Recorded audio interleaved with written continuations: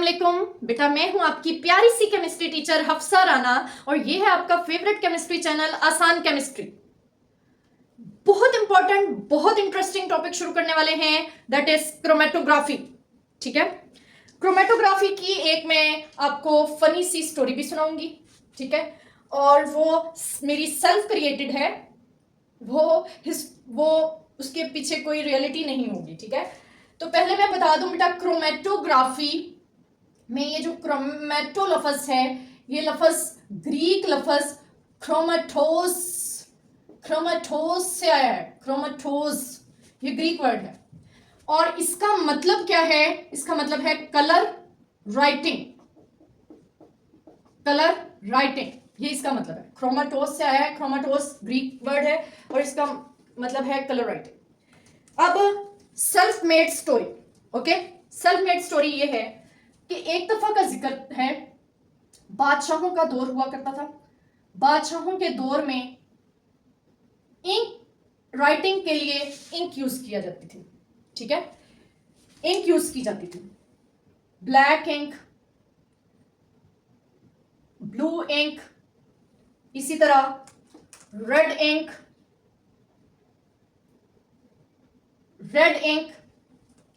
इसके अलावा green ink. अब बेटा मेरे पास 4 ही कलर के मार्कर्स थे तो मैंने 4 ही इंक्स बता दिए। ठीक है, वो लिखने के लिए कलम यूज करते थे। ये है इंक पॉट्स, कलम यूज करते थे, कलम। और मोर का पंख देखा होगा, मोर का पंख यूज करते थे। अब वो जब लिखते थे ना, मोर का पंख जो है, ये मैंने लिया, ये है बेटा मोर का पंख। ठीक है, ये लिया। अब उन्होंने मोर का पंख इसमें डिप किया, ब्लैक में डिप किया और एक वर्ड लिख दिया। जैसे उन्होंने लिख दिया, एक वर्ड लिख दिया, यहां पर मैं लिख रही हूं, मैं अपना ही नाम लिख देती हूं। ये उन्होंने एक वर्ड ब्लैक के साथ लिख दिया। अब उन्होंने सोचा अगला लफ्ज जो है उन्होंने अगली इंक के साथ लिखना है। उन्होंने वही मोर का पंख जिसके ऊपर ब्लैक इंक लगी हुई थी ब्लू में डाल दिया। उन्होंने ब्लैक में डालकर अगला लफ्ज ब्लैक के साथ लिख दिया। ठीक है, अब उन्होंने ब्लू के साथ लिख लिया। अब उन्होंने अगला लफ्ज लिखना है, वही मोर का पंख उन्होंने रेड इंक में डाल दिया और लिख दिया, ये मेरा नाम यूं कंप्लीट हो गया। ये उन्होंने ऐसे लिख दिया। अब बेटा जब वो बार बार एक इंक से निकालेंगे दूसरी में डालेंगे तो वो जो है इंक्स जो हैं वो आहिस्ता आहिस्ता मिक्स होना शुरू हो जाएंगे। एक्चुअली बेटा शुरू में जब वो इंक्स पहली दफा यूज करते हैं तो उनका जो कलर है, फ्रेश कलर, वो कुछ दिनों के बाद फेड होना शुरू हो जाता है। ठीक है, इट मीन्स के ये जो कलर फेड हो रहा है, ये मिक्स हो रहे हैं कलर्स आपस में। ये प्रॉब्लम आ रही थी, बादशाह ने ऐलान कर दिया कि कोई ऐसा पर्सन जो इन इंक्स को, ये जो मिक्स हो जाती हैं, इनको फेंकने की बजाय, वेस्ट करने की बजाय, इनको कोई अलग करने की टेक्निक बता दे। ठीक है, अलग करने की टेक्निक, तो बहुत उसको भारी इनाम दिया जाएगा। तो बहुत सारे लोग पहुंच गए इनाम लेने के लिए। तो उनमें से इनाम किसको मिला? आपकी प्यारी सी टीचर हफ्सा को इनाम मिला, क्योंकि उसने कलर को अलग किया था। मैंने पहले ही कहा था ये मेरी सेल्फ क्रिएटेड स्टोरी है। एक्चुअली बेटा देखिए, कलर्स को अलग करने के लिए, कलर्स को अलग कैसे किया गया देखें। ये एक हमने पेपर लिया, पेपर क्रोमेटोग्राफी में इसको पढ़ेंगे। यहां एक लाइन लगी होती है, इसके ऊपर मैंने 3 इंक्स लगा दी, ब्लू लगा दी, ग्रीन लगा दी और रेड लगा दी। क्या हुआ? ये अब बन गया है मिक्सचर बन गया है। इसको हम इसका पूरा प्रोसीजर करेंगे, इसको मोबाइल फेस में रखेंगे और होगा क्या, कुछ देर के बाद हमें ब्लू स्पॉट यहां नजर आएगा, रेड स्पॉट यहां नजर आएगा और ग्रीन स्पॉट यहां नजर आएगा। इट मीन्स सारे कलर अलग अलग हो। ठीक है, तो यही मैं बताना चाह रही थी कि वो जो इंक्स हैं मिक्स हो गई थी कलर राइटिंग करते हुए, उनको सेपरेट करने के लिए ये टेक्निक यूज हुई। ओके, तो बादशाह वाली स्टोरी भी आपको पता चल गई है। अब ये जो बेटा ये जो कलर सेपरेट होके आते हैं, इनको कहते हैं कंपोनेंट्स। और ये जो सारा इकट्ठा है इसको कहते हैं मिक्सचर, उन्हें कहते हैं कंपोनेंट्स। कंपोनेंट्स सेपरेट हो गए हैं मिक्सचर में से, ठीक है। इसकी थोड़ी सी और मैं हिस्टोरिकल बैकग्राउंड बेटा बता दूं। इसका हिस्टोरिकल बैकग्राउंड है माइकल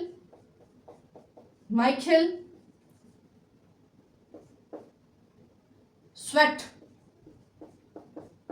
माइकल स्वेट एक बोटैनिस्ट था, बोटैनिस्ट। उसने क्या किया, एक लीफ लिया, लीफ, ठीक है। इसके ऊपर ये टेक्निक अप्लाई की और इसके कंपोनेंट्स को अलग कर दिया। जैसे इसमें होता है क्लोरोफिल, पिगमेंट्स इसको कहते हैं, पिगमेंट्स, क्लोरोफिल, ज़ैंथोफिल, और भी इस तरह कंपोनेंट्स होते हैं। इनको हम क्या कह रहे हैं, इसको मैं नाम दे रही हूं पिगमेंट्स। तो लीफ में से पिगमेंट्स को सेपरेट किया पहली बार, ये भी क्रोमेटोग्राफी से। इसके अलावा एक साइंटिस्ट था जिसका नाम था फ्रेडरिक रंगे। उसने क्या किया, उसने वही जो मैंने आपको स्टोरी सुनाई थी, सेपरेशन ऑफ डाइज, कलर्स की सेपरेशन की, ठीक है। ये थी इसकी थोड़ी सी हिस्टोरिकल बैकग्राउंड, ठीक है। अब हम इसकी डेफिनेशन वगैरह, ये एक्स्ट्रा पॉइंट्स थे, अब हम बुक के अकॉर्डिंग इसके पॉइंट्स देख लेते हैं जी। बेटा ये है कंपोनेंट्स को सेपरेट करना फ्रॉम अ मिक्सचर। तो इतनी बात तो हमें समझ आ चुकी है। It is a technique in which components are separated from a mixture में से कंपोनेंट्स को सेपरेट करना on the basis of अगली बात अभी मैंने आपको नहीं समझाई, ठीक है। यहां पर अब हम एक और कॉन्सेप्ट लेते हैं और वो क्या है, उसको मैं डिफरेंशिएट की शक्ल में पढ़ाऊंगी। दो फेजेस होती हैं, एक होती है स्टेशनरी फेज और एक होती है मोबाइल फेज। स्टेशनरी फेज और मोबाइल फेज, ठीक है, स्टेशनरी फेज और मोबाइल फेज। इसको मैं समझाने लगी हूं बेटा। ये मैंने बनाई है रेलवे ट्रेन की पटरी, रेलवे ट्रैक, ठीक है। इसके ऊपर ट्रेन चल रही है, ठीक है। ये ट्रेन के कंपार्टमेंट्स हैं,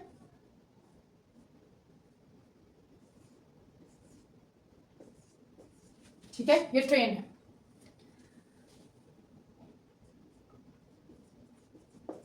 धुआं निकल रहा है, ठीक है, सारा कुछ बना दिया। अब रेलवे ट्रैक और ट्रेन, इनमें से आपने मुझे बताना है कौन अपनी जगह पर फिक्स रहता है और कौन मूव करता है। ये जो रेलवे ट्रैक है ये रहता है रेस्ट पर, फिक्स, और जो चीज रेस्ट पर रहती है उसे कहते हैं स्टेशनरी। लेकिन जो ट्रेन है, ये जो ट्रेन है ये क्या कर रही है, मूव कर रही है, और मूव करने के लिए लफ्ज यूज किया जाता है mobile phase. It means train move कर रही है, वो मोबाइल है, मूव कर रही है, और जो रेलवे ट्रैक है वो अपनी जगह पर ही रहता है, वो मूव नहीं करता है, वो क्या है, स्टेशनरी है, ठीक है। इसी तरह ये क्रोमेटोग्राफी में भी दो फेजेस यूज की जाती है, दो चीजें यूज की जाती हैं। एक वो है जो अपनी जगह पर रहती है, एक दूसरी चीज उसके ऊपर। देखें रेलवे ट्रैक का फायदा क्या है, मोबाइल फेज उसके ऊपर मूव करती है, वो वैसे मूव नहीं कर सकती है। इट मींस यहां पर भी स्टेशनरी फेज का क्या फायदा होगा, जिसके ऊपर मोबाइल फेज मूव करता है, ठीक है। तो इसको हम कैसे एक्सप्लेन करेंगे, हम कहेंगे द फेज जिसके ऊपर, ओवर विच मोबाइल फेज जिसके ऊपर मोबाइल फेस मूव करती है, ठीक है। और मोबाइल फेस क्या है? जो मूव करती है, the phase which move over stationary phase, जो स्टेशनरी फेस के ऊपर मूव करती है। क्लियर हो गया ये पॉइंट? अब अगली चीज ये है, अगला इनका कॉन्सेप्ट ये है कि बेटा 3 स्टेट्स ऑफ मैटर में से लिक्विड, सॉलिड, गैस, जो लिक्विड है वो भी मूव कर सकता है, ठीक है, लिक्विड मूव कर सकता है और गैस भी मूव कर सकती है, ऐसा है। अब रुकने वाली चीजों में से क्या है? रुकने वाली चीजों में सॉलिड रुक सकता है, सॉलिड, और लिक्विड को भी हम अगर रोकना चाहें तो रोक सकते हैं, ऐसे ही। इट मे बी सॉलिड और लिक्विड, और वो लिक्विड और गैस हो सकते हैं। अब मैं कुछ एग्जांपल्स आपको देती हूं। एग्जांपल है सिलिका जेल, पेपर, सिलिका, इसके अलावा एथेनॉल वगैरह, ठीक है। और यहां पर कौन कौन सी एग्जांपल हो सकती हैं? यहां पर हो सकता है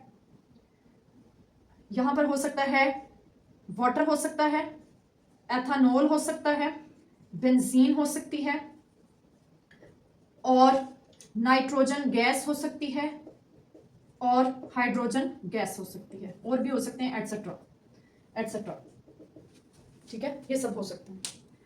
अब मैं आपको एक और छोटी सी बात एक्सप्लेन करती हूं। बेटा ये है घर, ठीक है, ये घर है, ओके। इस घर में 3 बच्चे रहते हैं और मैं उनकी टीचर हूं। मैं उनको घर से बुलाने के लिए लेकर आई हूं कि बेटा आ जाओ, मैं आपको पढ़ाती हूं, आओ स्कूल चले। अब हम तीनों जाना शुरू होंगे, ठीक है, तीनों जा रहे हैं। ये टीचर है, ये मैं हूं, और ये बच्चे हैं,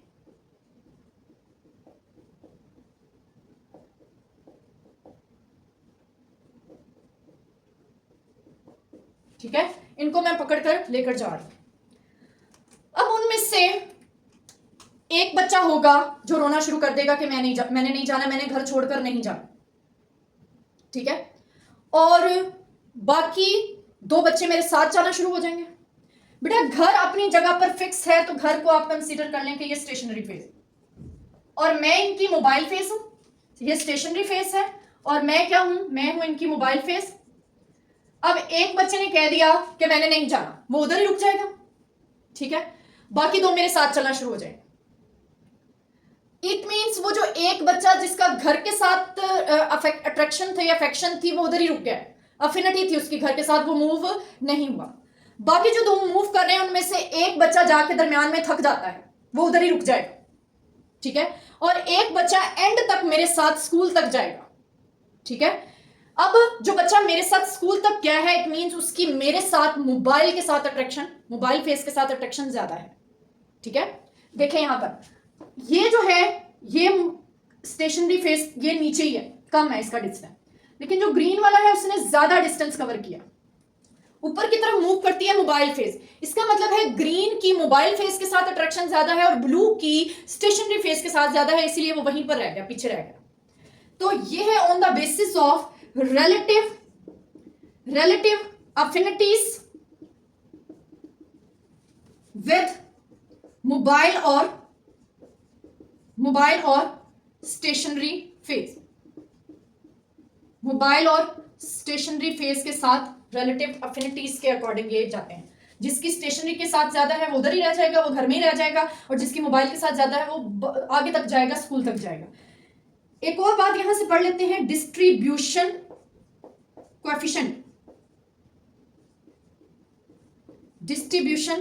कोएफिशिएंट, इसको भी के से रिप्रेजेंट करते हैं। ये क्या होता है? डिस्ट्रीब्यूशन कोएफिशिएंट क्या होता है? K is equal to concentration of solute in mobile phase mobile phase divided by concentration of solute in stationary phase, stationary phase. ठीक है, अब मैं यहां से एक और बात एक्सप्लेन कर दूं, के की वैल्यू ज्यादा कब आएगी, जब न्यूमरेटर बड़ा होगा, जब ये कंसंट्रेशन बड़ी होगी। ठीक है, it means greater the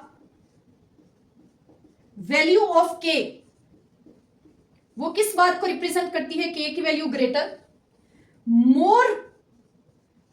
more solute is in mobile phase, numerator बड़ा होगा, और इसके वाइस वर्सा, वाइस वर्सा में आप क्या बताएंगे कि अगर स्मॉलर द वैल्यू ऑफ के होगा तो वो ज्यादा होगी स्टेशनरी फेज में।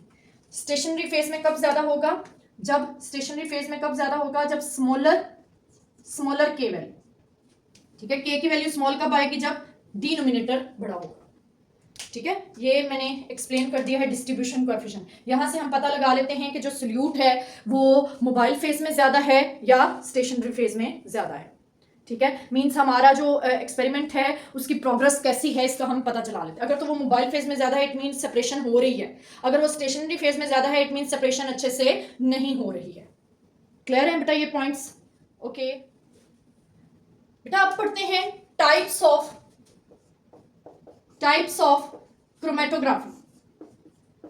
क्रोमेटोग्राफी की टाइप्स ऑफ क्रोमेटोग्राफी। एक बात याद रखिएगा, ये जो टाइप्स हैं ये हैं on the basis of stationary phase. ये स्टेशनरी फेज पर की बेस पर दो टाइप्स हैं। ठीक है, कौन कौन सी टाइप है, आ जाए देख लेते हैं। एक है एडजॉर्प्शन क्रोमेटोग्राफी और एक है पार्टीशन क्रोमेटोग्राफी।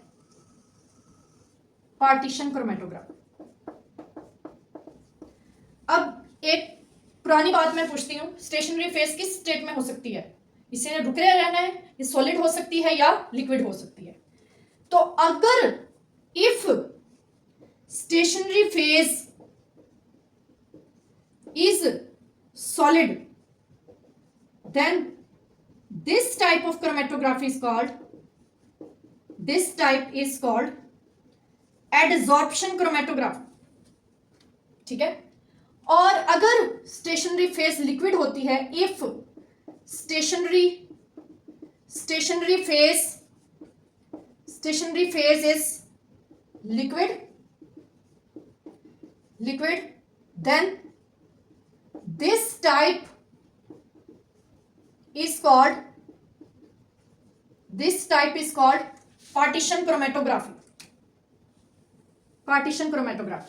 इसको मैं हाईलाइट कर देती हूं, सॉलिड होगी तो एडसॉर्प्शन, लिक्विड होगी तो पार्टीशन।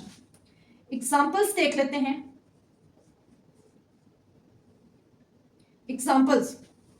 इसकी भी एग्जांपल देख लेते हैं। एग्जाम्पल है बेटा, एक होती है कॉलम क्रोमेटोग्राफी और एक होती है थिन लेयर क्रोमेटोग्राफी।